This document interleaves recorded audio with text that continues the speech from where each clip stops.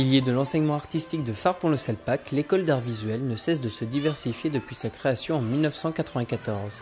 Forte de son succès, l'association propose aujourd'hui 3 formations axées sur la pratique du dessin.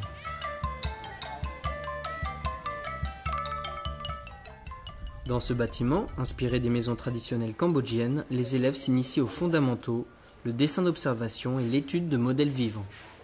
Apprendre à placer son sujet, composer, libérer son geste mais aussi apprivoiser tous les outils, le dessin tel qu'il est enseigné à Farpont-le-Salpac développe avant tout l'intuition, l'autonomie et l'imagination.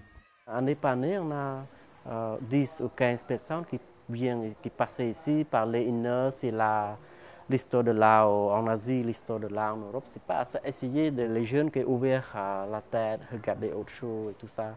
Voilà, c'est beaucoup de trucs pour lui aider, pour penser, pour réfléchir. Une fois les bases du dessin classique assimilées, les élèves peuvent troquer leurs crayons de papier contre des pinceaux.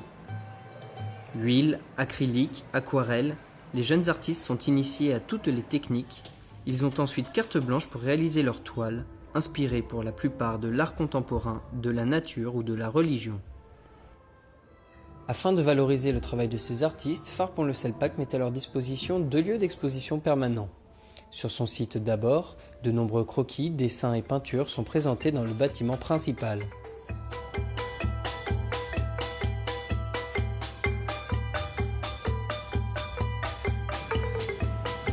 Et à Phnom Penh, où l'association a ouvert la galerie d'art Romit de 150 mètres carrés, les plus belles œuvres sont vendues à des touristes étrangers ou des amateurs d'art contemporain. L'argent gagné grâce à ces ventes permet aux étudiants d'améliorer leurs conditions de vie et celles de leur famille, mais il sert également à acheter du matériel comme des toiles, très chères au Cambodge. On n'a pas assez de budget. Avant, on a peut-être $1 200 par année pour presque 200 élèves. Comme ça, on travaille beaucoup sur le crayon et papier simple, papier rame pour l'écrit, quoi. Et après, quand il est bien, on a donné des couleurs, mais en boîte de couleurs, peut-être on travaille, non?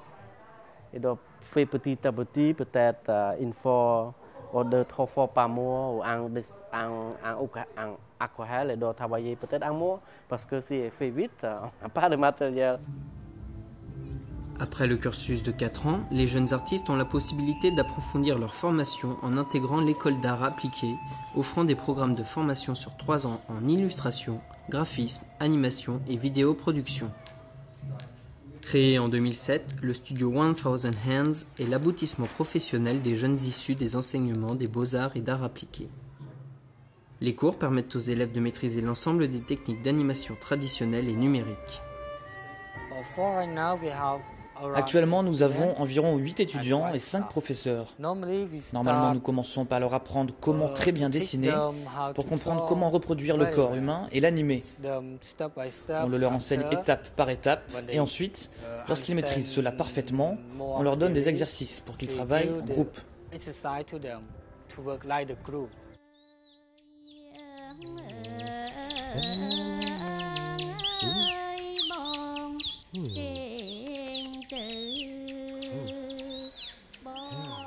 Traitant des problèmes liés à l'accès à l'eau potable, du trafic humain ou de l'environnement, les films d'animation de Farpont-le-Salpac remportent un vif succès au Cambodge et à l'étranger. De nombreuses ONG comme Oxfam ou l'UNICEF ont déjà passé commande. Un projet de long métrage est également en cours, il devrait voir le jour d'ici 2 ou 3 ans.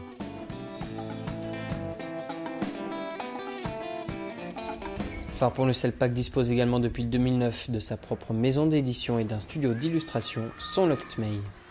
Les jeunes graphistes, encadrés par des membres de l'association, travaillent sur des commandes. Ils peuvent aussi bien réaliser des bandes dessinées et des livres que des logos et affiches pour les entreprises et associations. 6 ouvrages ont été édités depuis la création de ce nouveau programme. Ce n'est pas seulement de la bande dessinée, mais aussi des logos, posters, cartes de visite, flyers, et spécialement l'illustration. Pour moi, Phare est une bonne école pour Battambang parce qu'il n'y en a qu'une au Cambodge. Beaucoup d'anciens élèves des arts visuels sont aujourd'hui des artistes indépendants et reconnus au Cambodge et à l'étranger. Avec eux, c'est toute la lumière de l'art de Farpont-le-Salpac qui brille à travers le monde.